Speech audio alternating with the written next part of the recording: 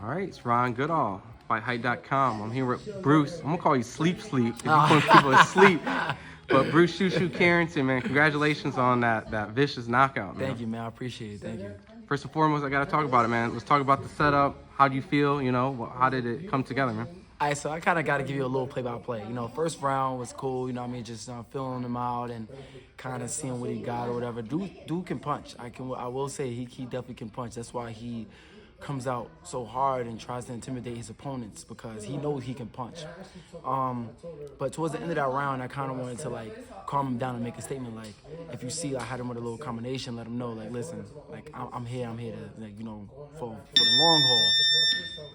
Second round comes, I'm playing the ropes a little bit, but I felt like I played the ropes a little too long to where I threw a shot and he threw a shot in between my eyes. It caught me to the body a little bit, and I felt it a little bit. Ooh, good shot. He's kind of going hard and thinking he got me, but I'm a type of guy that I work well under pressure. I never panic and nothing like that. So when he's throwing his punches, I'm seeing everything. I wrap him up and I tell him yo, that was a good shot. Hit him off of me. Towards the end of that round, I start to get my win back. And I'm a little pissed. I ain't gonna lie that he caught me with the shot. And I was just I really just start to bite down and sit down on my shots, and I was just kind of programming him a little bit, throwing a little catch and shoot shots, cast the right hand, throw right hand, throw a little jab here and there. And I was waiting on him to throw a little lazy jab, and he did, and I just sat on my hook. Wow. To be honest, it was a good shot, but I didn't expect that my power was gonna affect him that much, And then when it did, I was like, okay, yeah, nah, I gotta drop him. I calmed down, my punches, everything. I caught him with the right hand, dropped him, and then the clock was kind of going down. I was like, yeah, I did not want to leave that round, so I kind of hopped on him and then kind of got that buzzer beater KO. I saw the referee ended the fight, and I felt like it was a good stoppage because if he would have let him go to that third round, it would have just been bad. I would have definitely picked up the tempo, picked my shots even more, and really got him up out of there. But ref did what he had to do, and we got it a short night. I know that you say you didn't expect the punch to hurt, but if you watch it, it looked like you zeroed in, I'm gonna knock your ass out. Yeah.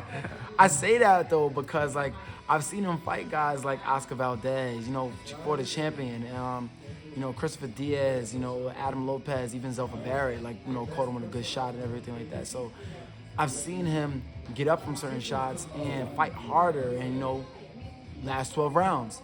So I thought he was going to do the same with me, but, I've worked really hard for this fight, and I know that my power has definitely, upped ever since, even my last fight and everything like that too. So, and I'm continuing to develop as a fighter. I feel like those things made a difference in, him taking my punch as well as I thought, he would have. So, yeah, man, we just on a, we're definitely making adjustments to become a better fighter, and we just putting the whole weight division on notice, man. At this moment, I really feel like if people ain't know about Bruce Carrington yet, they definitely know now in terms of people in my weight division. And I'm definitely putting everybody on notice, letting everybody know it's inevitable. At this point right now, it's I'm going to become what I'm telling y'all I'm going to become, and that's world champion. And it's only a matter of time before I do. There's nothing y'all could do about it. Seeing the fact that, I know that you felt that your journey probably wasn't maybe glamorous, main event, co-main event right away in the beginning. Yeah. But you're starting to main event right before the co-main. So do you feel with these knockouts consistently happening and kind of headlining before the main card, that it's time to put you on co-main and main events in these bigger fights? Yeah, I feel like it's a matter of time. I definitely do feel like it's a matter of time. And then if it's not, I just keep working. I just keep working until it is time. You know what I mean? I feel like my path is gonna be different from a lot of other people's, and I just continue to just pray to God and just hope that I get the things that I'm deserving of, and I'm just really believing. I have faith that everything's gonna go the way it's supposed to. Now, I know you said it in other interviews. You might even say it now in this DLX gym. Across everywhere. I've been seeing your name in Inoue a little bit, a little bit here and there. I know he's a weight class down, but it's not far-fetched.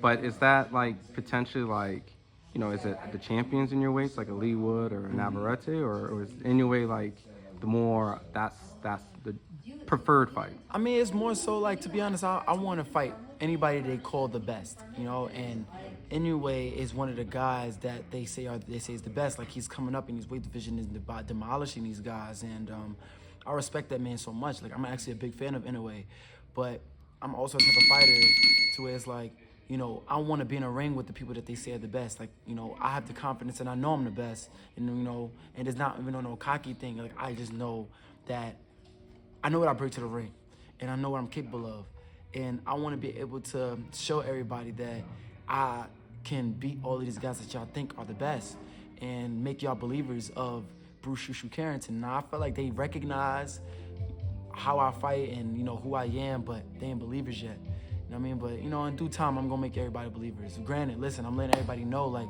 I respect this man. It's not even like, I'm trying to make it seem like, oh, he's a cakewalk or nothing like that. The dude is a beast. The dude is a monster, as you call him. You know what I mean? So, but it's just a respectful matchup that I feel like just like how Errol Spence and Bud Crawford, like, they just knew, like, this is one of them ones. And I feel like me and Inoue will be one of the ones for sure. But I feel that way with even this future, these world champions, with Ray Vargas, Luis Alberto Lopez, even Robeisy Ramirez, even though he lost his title to Rafael Espinoza. Even Rafael Espinoza, he made a fan of me watching him fight Robeisy Ramirez. I want to fight all of these guys. I just want to be, the best. I want everybody to see me as the best, and I feel like the time will come when it's all said and done. Now, I know Marlon does his training camp in Vegas. Have you got to work with Marlon? No. I've actually, it's funny. I've actually never heard of Marlon up until the promotion with him fighting Inoue. Hey, I like Marlon, bro. The dude is a good fighter, and I feel like he's gonna give Inoue some problems. Like more than like a lot of other fighters, because he does have a conventional southpaw style, but he has some slickness to him too. Like, it's a sneaky slickness, like, to where, like, a little similar to me, where he'll, like, it's just like a false sense of relaxation, but then he has like a burst of, quickness with him. Like, I like that. He and has he's a little strong explosive too. to him. Got Yeah, power. I like him a lot, man. So, I'm really interested in watching how this fight is gonna go with him and Inoue. A lot of people don't know. They're like, oh, Inoue is gonna chew him up, and it's possible. Inoue got that power, but stylistically, this is a very interesting fight. He can be more competitive than Fulton, because I know Fulton got the praise of the boxing from even not just getting the promotional push, but the route. Al Heyman fighter, WBO, which is not typical, goes up, fights all these undefeated fighters, and then fights a big Brandon Figueroa, considered a little bit smaller than him, just in general, and then Inoue comes in and just makes probably like one of the easy works of his career against like a top fighter like that. So you think Marlon can pose any differences in that? Or? I think the difference with Marlon is the fact that I don't know if Marlon, I hope if it's not the case, but I don't know if Marlon is going to come in a ring with as much respect for Inoue that Fulton did. I've seen Fulton fight, and I've seen him actually like do much more than what he did inside the ring, and I know he's capable of doing much more what he did. I feel like he showed too much respect to Inoue. I don't know if Marlon's gonna do so. I don't think he's gonna do so, and I feel like the aspect of Marlon's power is gonna make a difference, because Marlon has a respectable power, and I don't know if Fulton possesses that, with his lack of his knockout ratio doesn't really show that, but that's just what it is. I think it's gonna be a different fight coming up with Marlon for sure. When it comes to technique, right? You finesse everything from being aggressive, defensive, offensive. I mean, you got to fight with one arm. You knock people out with one arm, essentially. It felt like. So when it comes to like level of like opposition he's facing and the level of other people, they're putting Inoue as like a pound for pound, right? Obviously, rightfully so. Maybe arguably between Crawford or like, I mean, would a performance of over Marlon make him pound for pound in this sense, or would or Crawford, or like? It wouldn't. I don't see anybody going past Crawford right now. Honestly, I really don't. But I feel like he's definitely should be after, if he does well with Marlon and wins and everything like that. Two-time undisputed is bro, that's like undisputable. Obviously, I feel like you can't really, deny what his accomplishments are, and he should definitely be number 2 in the rankings of pound for pound list for sure. And seeing how it's split, anything 147 above Crawford, anything underneath Inoue, right? Correct. So in this sense, like you, Correct. I agree. Would you, I don't know, how would I say, like ultimately at the end of the day, say that by beating Inoue, you would be the best smaller fighter? I don't want to say like when it I comes would think to, so. I guess. or how Smaller does, size fighter. Yeah. I would say so. I would think that beating Inoue, because Inoue is the man coming up from the smaller guys. So I definitely feel like if anybody was to beat him, they would possibly be recognized as the next man. But I don't really like to look at it like that, because you will have cases like Kambosos, or because Tio, he beat Lomachenko, and then Tio became the man, and then you have Kambosos beat Tio, and then Kambosos is supposed to be the man, but then you'll see him have performances like with Devin twice, and then you'll have him see with the last guy he fought, Maxie Hughes. Yes, with Hughes, and he so it's like, just because he beat the man, does that really make you the man, or just that your style was just a style that gave the man problems? You know what I mean? You got to kind of look at it like that. So in my eyes, I wouldn't just jump Marlon right up in that totem pole. I feel like he would just have to do more to really continue to prove himself to be the man. You know what I'm saying? You sparred Crawford? No, I never sparred really? Crawford. I would assume because he's probably mean mugs you every time you guys are around each other. other. For sure, man. No, Crawford's my man. I would love to spar Crawford at some point, man, but we just haven't set something up like that yet. I would love to learn from him, pick his brain, because I feel like there's certain things that he does that are similar to things that I do inside the ring, but I feel like I would love to see what else I could learn from him. You know what I mean? And I'll be super interested to spar him, for sure. Just seeing that these big super fights happen this year, I'm assuming a world championship fight will probably be in your picture maybe next year. I know like Raymond Ford's getting a title shot coming up and things like that. Yeah. Do you see yourself getting a title shot as well next year? I can see it really being a lot of talks by the end of 2024, but I really realistically think it'll happen in 2025. If I'm being honest, I mean, I would like to have it 2024 as well too. It's not no problem to me, but I think realistically 2025 would seem like the year that it would make sense. Okay. And then, lastly, not going to bombard you with sparring predictions and things like that. You've done enough of those. But, when you speak of like who's the man, obviously Devin goes to 140, beats Regis. Tio goes and beats, the guy that beat Regis. Essentially like, but, Devin beats the guy that beat Tio at 135, essentially all that stuff. Like, 135 is now officially been cleared out. It looks like Tank is there. Yeah. Devin went up at 140. Tio's at 140. Ryan's at 140.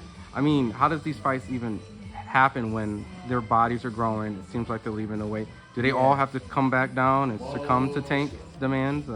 I don't know. I feel like certain fights could be made because honestly, it's starting to show and seem like the belts are not what's demanding these fights to happen as much anymore. Now it's more so the money. And I feel like, when it comes to that, there can be these catchweight fights. A lot of these guys, but seeing because some people have the belts and stuff like that, and I was like, no, I got the belts, so I'm the man that's in charge, and da-da-da-da. So there's a lot of push and pull that's happening because what is actually supposed to be more valuable, the money or the belts? As of right now, I feel like the money is what's actually pulling, making things really happen. And, at some point, I feel like after a while, if these fighters really want these fights to happen, the money is going to be the main thing that's going to be pulling these fights. So most likely it'll be catchweight fights, or maybe Tank will have to go up because Tank has fought at 140. He fought Mario Barrios. But again, with Calvin Ford, it's like realistically Tank is just too small for that weight class. I feel like the catchweight fights, high money, would make these fights happen for sure. All right. Well, before I let you go, you know, obviously you're coming off a great sensational knockout. Thank you. Any word of potential upcoming fight dates and anything in the works? We're definitely, it's nothing official as of yet, but we're definitely in the first quarter of the year. We're right back. It's a quick turnaround. So you're definitely going to see me in the first few months of 2024. We got the ball rolling real hot. You know, we're going to continue to keep pushing the tempo and keep fighting these stronger, you know, keep fighting these guys, stepping up competition, stepping up the levels and everything like that. And we're going to continue to show that I'm on a different level. You know, we're going to keep going up, but I'm going to keep showing you I'm on a different level. And we're going to keep tuning into the Shoo Show, man. The Shoo Show never ends, bro. And where can they find you on social media? My Instagram is Bruce_Carrington. My Twitter is B_Carrington1. And you guys tune into my documentary, man. It's called Brownsville Born. You guys can watch that on brownsvilleborn.com. And you can find his burner account at Sleep, because he be putting him to sleep. All right, champ. Thanks. All right, my man. Thank you.